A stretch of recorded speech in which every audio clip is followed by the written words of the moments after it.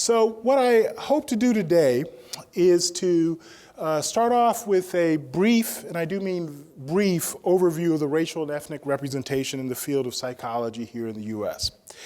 Then I hope to tackle our major question of the day. So why should psychological science care about racial ethnic diversity? Now, if you note in my outline of talks, which I threw together today, I put must.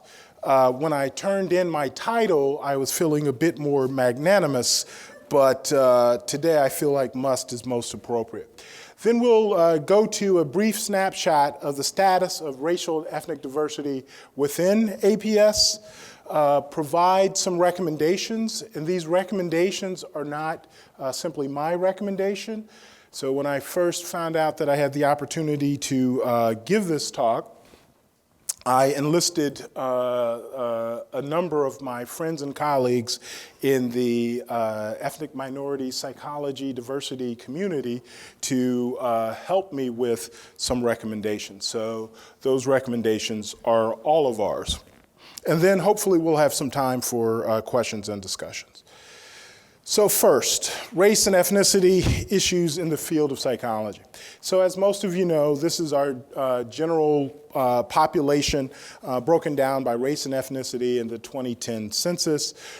We have roughly 16% Latino Hispanic, roughly 13% African American, 4.8% Asian American, a little less than 1% American Indian, and 0.2% Native Hawaiian, and 72% white.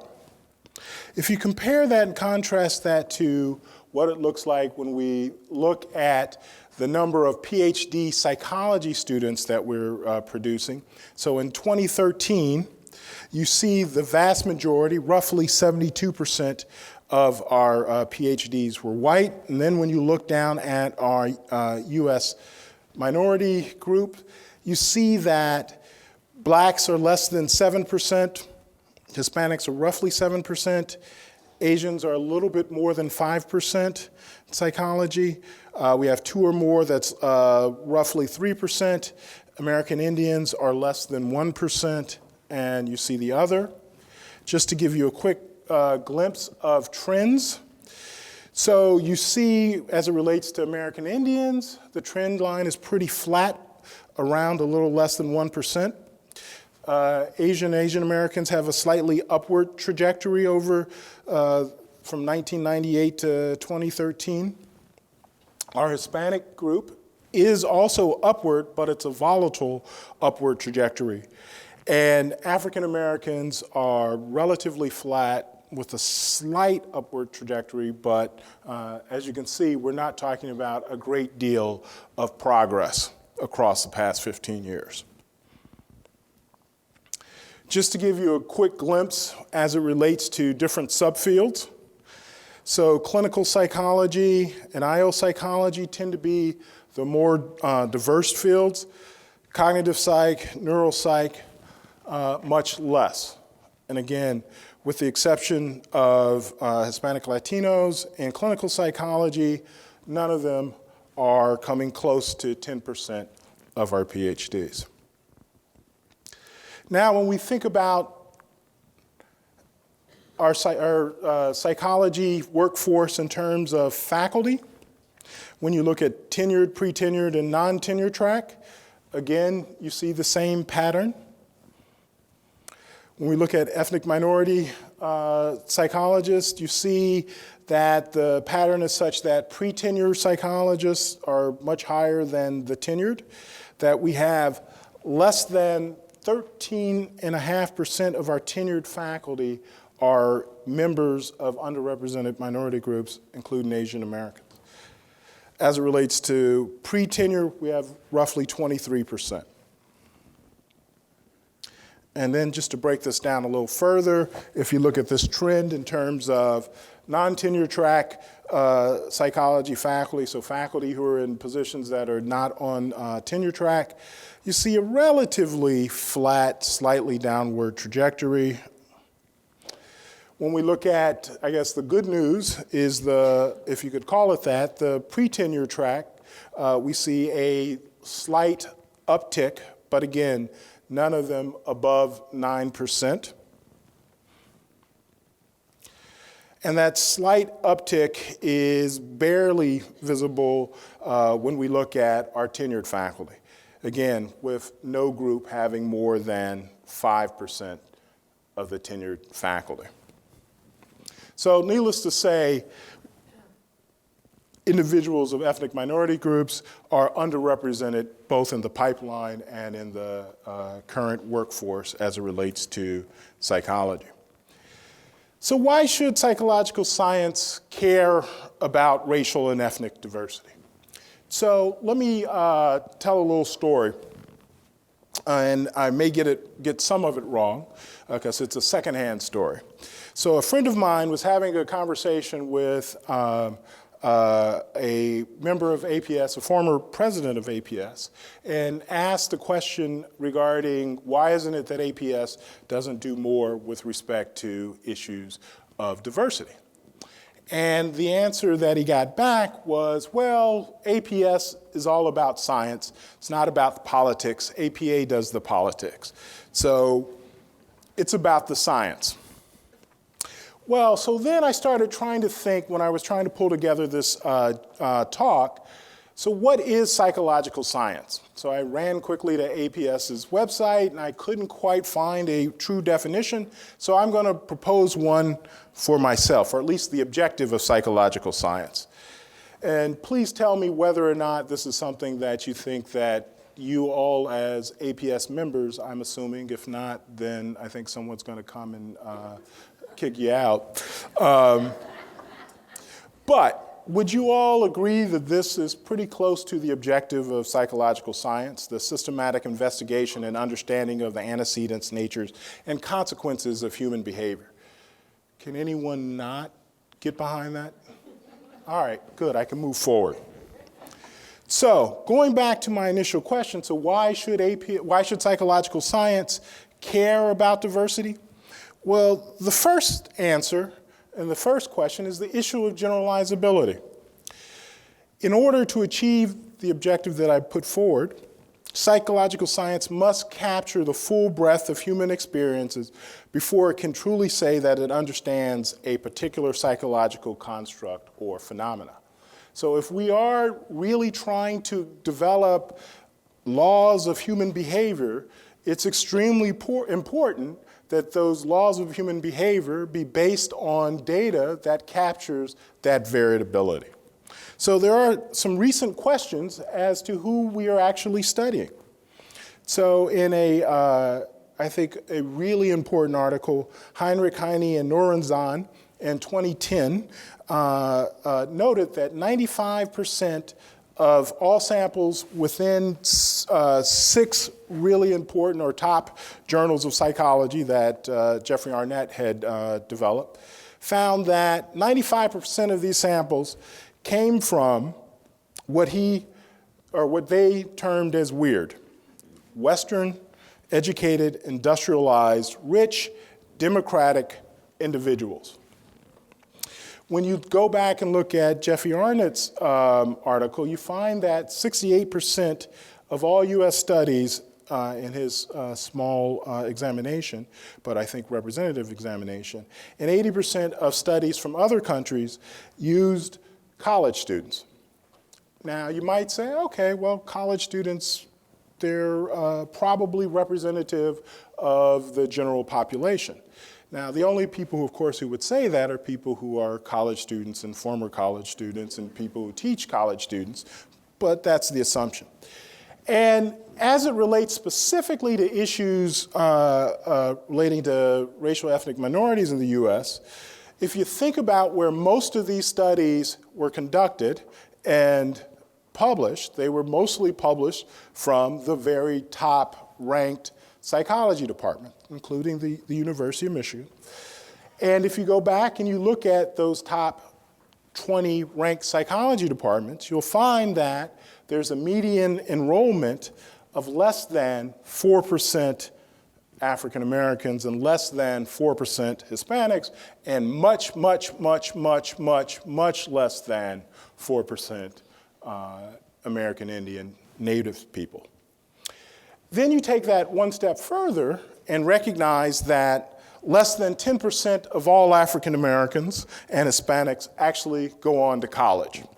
So the question of who we're actually studying really is important as we begin to think about these generalized theories of human behavior. So, why is this important? So I came up literally this morning with my theory of why race and ethnicity is important in terms of understanding human behavior. As you can see, we're talking about high-tech equipment here. So race and ethnicity, I would guarantee you that this particular model would stand just about any review in terms of content analysis and finding empirical evidence for it. So racial ethnic culture is related to life experiences. Would anybody disagree that depending on where you fall in these various groups, you're likely to have very different types of life experiences? Would anyone disagree that these life experiences influence the way in which we view the world, our schemas and our frames for the world? Would we disagree that those schemas and frames for the world influence how we experience, interpret, and perceive specific events? Nope. And that these perceptions, experiences, et cetera, influence behavior. So, it seems to me that if you don't take into consideration that variation, then you have a hard time making general statements. So thus, the first point that I want to make is that, that psychological science must diversify who is actually studied. The second reason is the source of variability in human behavior. So I argue that psychological science, if it's going to reach its objective, must begin to focus on understanding the sources of variability and the nature, antecedents, and consequences of human behavior. So it's not just enough to know that behavior varies. If we really are engaged in a psychological or a scientific enterprise, it seems to me that we want to understand how and why, not just knowing that it does, but trying to answer the question of how and why. So that requires us to begin to think about seriously studying culture, race, ethnicity, et cetera. So psychological science must diversify what topics are worthy of study. So we've tended not to, in psychological science, to really focus on what race is, what culture is, what ethnicity is, what are the mechanisms, how do they play out, how do they influence behavior. So reason number 3 argues for an informed perspective. So before I argue for folks to go out and for psychological science to go out and study underrepresented groups, there's another part of me that says, no. That as we are currently constructed, we are in no way, shape prepared to do so in a way that wouldn't do damage. That we must do so in a way that is informed, and I would argue culturally informed. And I think that as a field, we're not really set up to do so. Part of it is because of our love affair with science and the assumption that objectivity is king, or even the assumption that objectivity actually exists when one is attempting to study oneself or the group that one is looking at. So if you're a physicist and you're looking at certain particles, maybe you can think about objectivity, and there's some argument against that. But it's very important or very difficult for one to think about how, as human beings, we can actually study human beings from an objective perspective. And so instead of thinking about objectivity, I think it's important for us instead to adopt a framework that looks at perspective and recognize that everyone and everything has a different perspective. And when I think about perspective, I think about it in the analogy of a visual perspective. So let me start off with everyone in this room at this particular moment has a particular visual perspective. That perspective is one where each and every one of you see something and see something a little bit different from every other person that's in here. Each and every one of you also can't see something in this room as a function of where you're positioned. And there's some commonalities to what you're currently seeing since you all are looking this way. So in thinking about the way in which we do work, it's not our goal to try to be objective. It's to try to understand the perspective that we bring to bear and to both value that perspective and put it in context when we begin to make judgments about the things that we're studying. Okay? And let me just give you a quick example of this.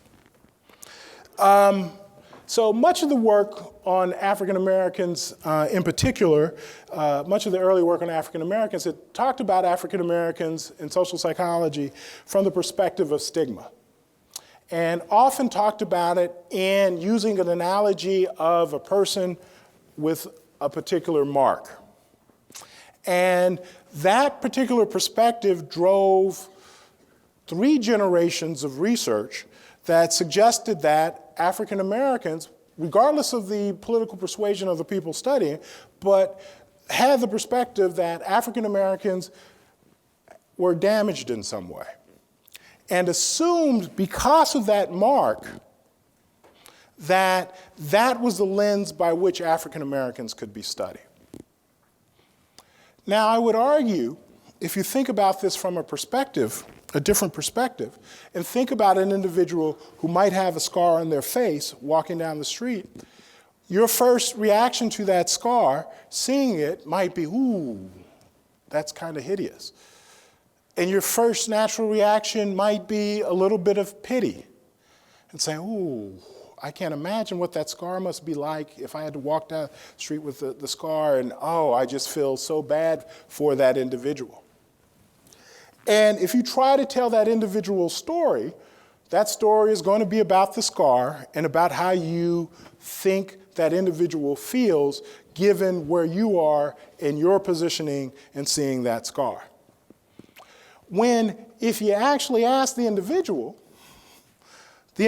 might say, what scar? I didn't even recognize the scar. I had long since forgotten. Happened when I was 2, haven't thought about it in years. Or the individual might say, you know what? I am really proud of this scar because that's my BS detector. So I get to find out right away where people are. Or I got this scar saving my little brother's life. And so it has a lot of meaning. But if you don't know that person's story and you define it from where you are and you see it as a scar, you're going to tell a very different story. So it's got to be about having different perspectives. So remember my wonderful model before when I was talking about participant behavior? Guess what? It also actually impacts researchers. Believe it or not, researchers are also human beings. And as a result, we are influenced by race ethnicity, which impacts our life experiences, which impacts our schema, which impacts our behavior. It impacts it in terms of our interpretations of the existing literature. It impacts it in terms of conceptualizations of the studies, the way in which we study things, even the questions that we pose, the methods that we employ, the analysis strategies that we use, our interpretations of our findings, and the way in which we develop new theory. So it impacts all of us in every particular way. Which means if we're going to diversify our samples, then it's very important that we have individuals in play who understand something about the experiences of the people that we're studying. Now, this means that if you're going to study these groups or these individuals, it's important that you're able to do so in a way that also captures their experiences in an authentic manner. And to do so, it means that you actually have to know something about the folks that you're studying. Now, many of you are probably saying, well, that's anthropology. I checked the other box. But if you're serious about this, that's what that actually means. And knowing me doesn't count. And knowing Claude Steele definitely doesn't count, and Claude would agree with that. So your graduate students, they don't count either. So it actually means knowing some of these folks that you're studying. That's what I would call a culturally informed approach. So psychological science must diversify who is doing the studying. Oops, jump back. Our fourth reason, and I think this is one for those of you who are not interested in issues of diversity and ethnicity, you thought, well, that's all he was talking about, so I don't really have to listen. The fact of the matter is, there's a benefit to diversifying the entire pool. That diverse perspectives in and of themselves are just better. That diversifying the pool of psychologists will have important benefits for all areas of psychological science. There's growing research that suggests that functional diversity is an important benefit or has an important benefit in two areas of intellectual endeavor: innovation and problem solving. Now, we've got empirical data saying that having many different perspectives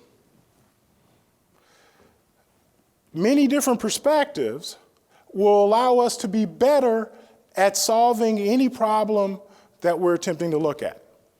And last that I checked, science was all about problem solving. Now, we didn't necessarily need those studies. There were old fables that were really good at that. The story of the three blind men looking at the elephant. So if you wanted to describe an elephant and you're just at the trunk, you're going to have a very different definition than if you're standing, at the legs and grabbing the legs. You would think it looks like a tree trunk. Or if you're at its ears, you would describe it as if it were a big leaf. And if you're at its trunk, you would describe it as if it were a snake.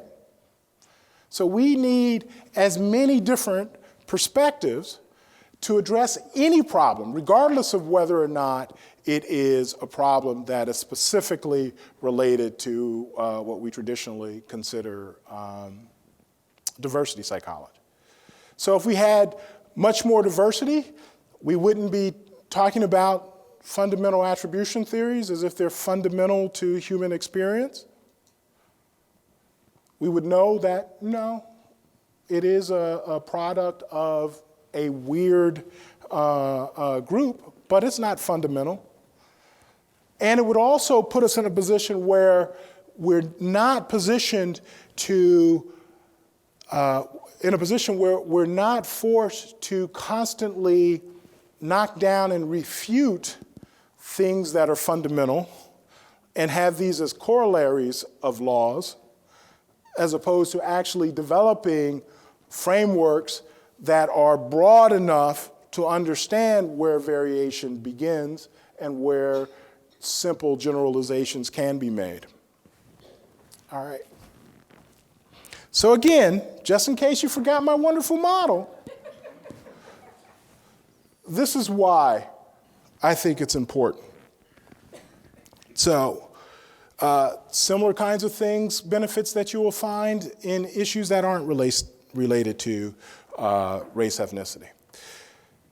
So psychological science must also diversify how human behavior is studied. So in order for us to capture the benefits of diversity, we have to be able to do so in ways that allow for that diversity. So if we're only training individuals to think like us, then we've lost the advantage of diversity. So it's not just about bringing in people who we've historically not brought in, but it's also about listening to them and listening to the ways in which they understand the world and trying to incorporate that in the way in which we think about human behavior. All right. So this gets us back to the question of how is APS faring with respect to racial and ethnic diversity? So why am I picking on APS? They've been nice enough hosts to invite me here, and yet now I'm going to put them in the spotlight. Well, I did find one thing on the APS website. It's that the association's mission is to promote, protect, and advance the interests of scientific-oriented psychology and research applications, teaching, and the improvement of human welfare. Now, it does seem to me, though, that the promote, protect, and advance seems to be political, but I'm just picking hairs there. But nonetheless, I wanted to at least throw out a snapshot of where we are here at APS. And before I do so, I think it's important for me to acknowledge some of my undergraduate students and lab managers who worked very hard to pull together some data with regards to APS real quickly. So we had asked APS for some data with regards to the racial breakdown of the membership, and they were kind enough to offer to do that. Unfortunately, the data at the time was not collected in that particular manner. So having undergraduate research assistants and research managers who were forced to work under my tyranny, I asked them to begin to try to pull together some information. So this information is a snapshot. It's not accurate to the teeth, but I believe it is very representative. So first and foremost, they went through basically roughly, I think, almost 9,000, no, not 9,000, sorry, about 6,000, 5,000, 6,000 memberships using the website, looking at individuals, going to individual web pages wherever possible, trying to make as accurate a guess with regards to the racial breakdown of these individuals. So they didn't quite get to 100%, but they did so in a random way, so I think this is close enough for today's talk. And what you'll see is when we look at just the racial ethnic minorities across different categories, you see that our student affiliates is the group that has the highest percentage of ethnic minority participation, with our Asian American students leading the way with a little more than 7%, and Latinos around 7%, and African Americans roughly a little more than 3%. Unfortunately, our American Indian group was so small that it was non-existent, basically. Then just to look at the member breakdowns, as you can see, we're talking about roughly 3.5% Asian, less than 3% Black, and around 2% for Latino. And then you can see even further, part of it may be as a function of charter membership. When you look at the fellows are roughly around 1% when you're talking about Black, Asian, and Latinos. Oh, by the way, I'm fortunate enough to be a fellow, though I don't know if they will take that away after this talk. Also, just to give you a sense in terms of the awards, Again, you see these are 4 different awards that we looked at that were APS awards. Again, pretty underrepresented. We do have some good news with regards to our RISE student awards. We found roughly 25% of those went to our Asian students, so way to go, Asian students. And then just to give you one quick representative other area for which APS is important, and that's the journal world. And its impact in terms of the journal world has a great deal of impact in terms of issues of tenure and the authenticity of what is science and what isn't.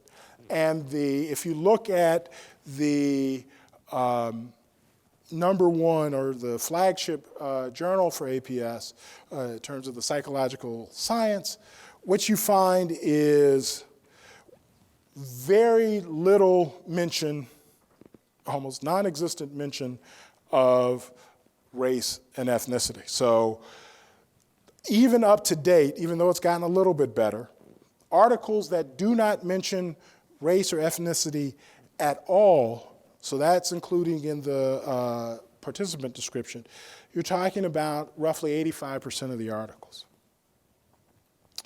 Only 10% mention race and ethnicity with respect to the descriptives. And less than 4% actually study issues of race and ethnicity. And you'll find in this particular outlet is representative of many of the other APS journals. The new clinical journal is actually a lot better relative to everyone else, but even in the current trends, we find a similar kind of dearth of work looking at these issues. So that leads me to recommendations. So again, these recommendations aren't simply my recommendations. This is just a handful, actually, of the many recommendations that I received. So recommendations to APS as an organization. First and foremost, I hope we've convinced you that it's important to be more diverse, and the fact that I would imagine a good chunk of the diverse membership is here today. It's important to develop a strategic plan to recruit a more diverse membership. It's not just going to happen. If I've learned anything in 30 plus years being active in trying to diversify my environment in psychology, it's that it just doesn't happen. You have to have a plan and put forth effort. Secondly, you have to track race and ethnic status in all your membership data, which I think is happening, but I think we all know as psychologists is one indicator of whether or not you care about something is whether or not you measure it. And if any group can measure, we as psychologists can definitely measure. We also have to make sure that there is broad participation at all levels of leadership in APS. So again, I understand that there's APS should be applauded for developing a diversity committee within APS, but it's also important as a next step to make sure that all of APS committees have broad representation.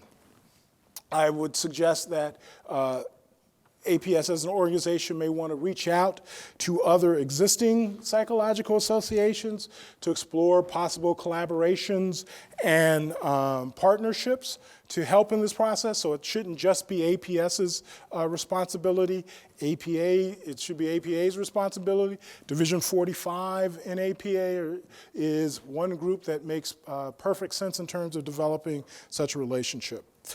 And perhaps most importantly, as it relates to issues such as awards, presentations on at the conventions, other public materials, it's important that those approaches and those outreaches are representative of much broader senses of what excellent scholarship actually looks like. Then we had a set of recommendations that were related specifically to, again, publications. And I mentioned how important publications are to the field and defining legitimacy with regards to research. So first and foremost, and these are all things that I think are just simply good science. We need to require all articles to provide information regarding the racial ethnic makeup of their samples. I just don't understand why or how one could publish anything, and I do mean anything, without that information. Secondly, all published articles should be forced to address the issues of generalizability. As someone who's been publishing for 20 plus years and who has worked almost exclusively with African Americans, every single paper that I've ever written with African Americans has African Americans in the title and talks about how this relates to African American experiences in its discussion section. And if at any point I attempted to leave out that particular fact, I guarantee you some wonderful reviewers and editors would make sure that I understood that. And that's not a problem, because that's just plain good science. At least that's what I was taught in terms of what good science is. And so in order to develop better science, we need to address this issue of generalizability. And then I also think it's important for APS to think about other outlets. So if you buy my case that in order for us to understand or recognize that variation exists, and it's important for variation to be studied, and APS is pushing psych science, then there should also be some consideration for outlets that look at that variability. We may want to start with special issues, but ultimately thinking about how we understand variability in human behavior. All right. This leads me to my take-home message. In order to achieve its objectives, psychological science must diversify in the following ways. Who is studied? What is studied? Who gets to do the studying? And last but not least, how it's studied. It should do this not simply to throw a bone to a group of ethnic minority psychologists who have been pissed off over the years, but really to do this because it's good science. So with that, I just want you to think about it. The next time someone argues why we should do this, it's simply about the science. So thank you very much.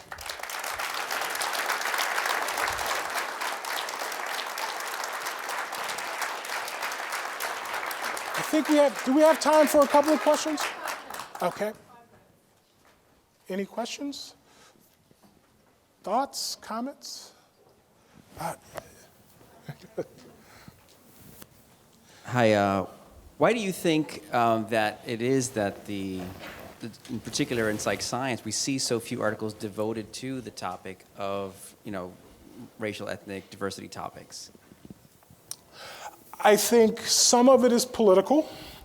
So and I was just a small kid when this happened, when APS and APA sort of broke away, there was this sense that, again, APS is going to be about the science. And there was, in part, very little representation in terms of individuals who were doing that work to begin with, who were instrumental in the development of APS. And I think over time, that lack of diversity in terms of who was involved also sort of crystallized in terms of, okay, these issues are political issues. The other piece of that is that false sense of objectivity, that somehow if you have a perspective, then it's not as scientific, it's more advocacy work, et cetera, and those areas have sort of been pushed away, as what is real science has been defined in very limited and narrow kinds of ways that are problematic. Other questions?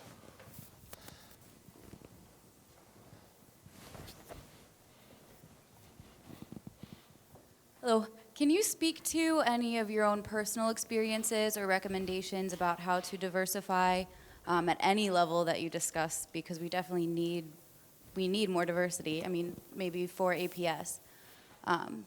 So what would you recommend actually doing to increase diversity? Because we see little blurbs at the bottom of every recruitment poster saying diverse applicants are recommended to apply, but well, so first and foremost, one of the things that we have to do is begin to recognize how much our notions of excellence are really tied into our own notions of our own excellence.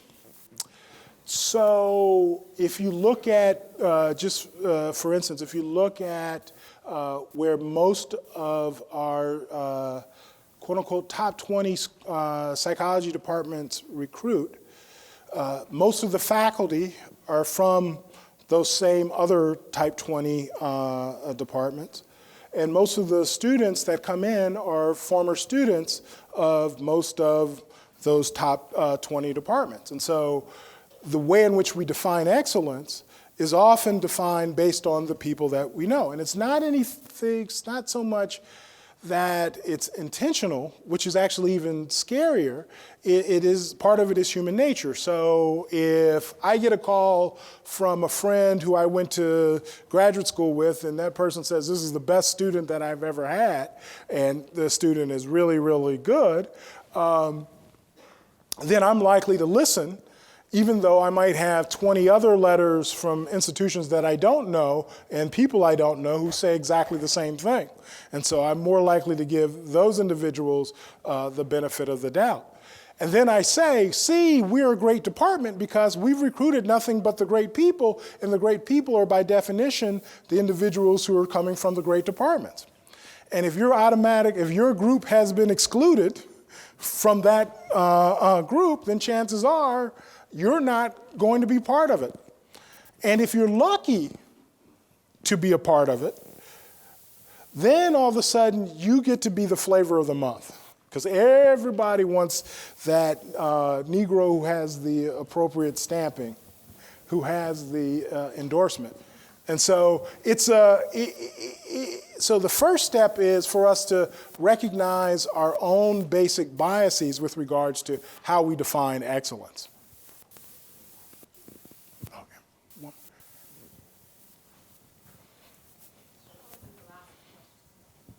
First, I want to thank you for such a great talk. It's good to see you. It's been many, many years. I'm sure you don't remember me, but I'm one of the people who've had the privilege of being part of the minority graduate students in psychology initiatives that you sponsored over at University of Michigan. I hope you're still doing that. Given the prescriptives that you've laid out for us in terms of things we need to do as a whole, how optimistic are you in terms of getting some of these things done in the foreseeable future, whatever the heck that might be, given the fact that we have this historical mountain to climb, and given the fact that a lot of even minority researchers that are coming out of grad school have now gone through some shifts in their own mindsets that may in fact unconsciously contribute to that perpetuation. 30-second answer. Okay, so I am optimistic, or else I couldn't get out of the bed. But it's going to take a long time. So what we're talking about is a sea change. But I've also seen sea change happen over what is now increasingly being a longer point. So the key is you got to begin now chipping away, and you have to also begin not only changing the mindset, but in some cases changing the people who are in the positions to make those differences.